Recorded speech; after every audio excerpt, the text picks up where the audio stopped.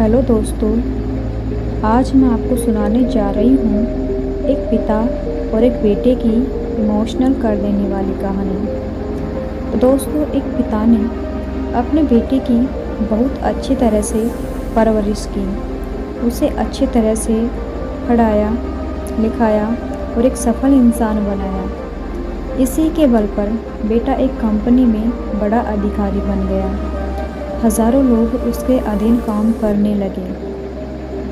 एक दिन पिता ने सोचा, क्यों न बेटे के ऑफिस में जाकर उससे मिला जाए। जब पिता उसके ऑफिस पहुंचे तो उन्होंने देखा कि बेटा एक शानदार ऑफिस में बैठा है और बहुत से लोग उसके अधीन काम कर रहे हैं। ये देखकर पिता को बहुत गर्व हुआ।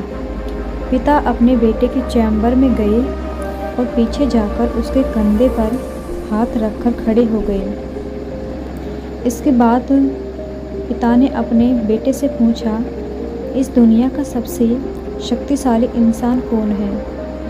बेटे ने पिता को बड़े प्यार से हंसते हुए कहा, मेरे अलावा कौन हो सकता है पिताजी। पिता को इस जवाब की आशा नहीं थी। उसे विश्वास था कि उसका बेटा गर्व से कहेगा, पिताजी, इस दुनिया के सबसे शक्तिशाली इंसान आप हैं, जिन्होंने मुझे इतना योग्य बनाया। बेटे का जवाब सुनकर पिता की आंखें भर आई। वो चैम्बर के गेट को खोलकर बाहर निकलने लगे। उन्होंने एक बार पीछे मुड़कर पुनः बेटे से पूछा, एक बार फिर बताओ, इस दुनिया का सबसे शक्तिशाली इंसान कौन है? बेटे ने इस बार कहा, पिताजी, आप हैं इस दुनिया के सबसे शक्तिशाली इंसान।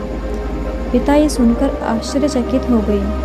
उन्होंने कहा, अभी तो तुम अपने आप को इस दुनिया का सबसे शक्तिशाली इंसान बता रहे थे, अब तुम मुझे बता रहे हो। बेटे ने हंसते हुए उन्हें अपने सामने बिठाते हुए कहा, पिताजी, उस समय आपका हाथ मेरे कंधे पर था। जिस बेटे के कंधे पर पिता का हाथ हो, वो तो दुनिया का सबसे शक्तिशाली इंसान होगा ही ना।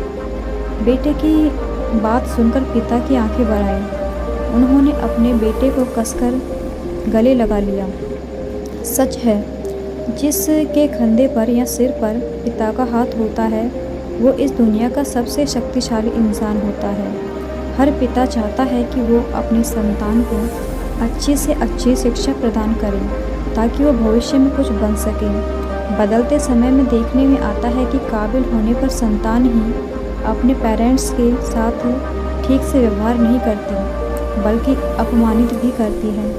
हमें समझना होगा कि एक दिन हम भी बूढ़े होंगे, उस समय हमारी संतान भी ऐसा ही व्यवहार हमारे साथ करेगी, तब हम क्या करेंगे?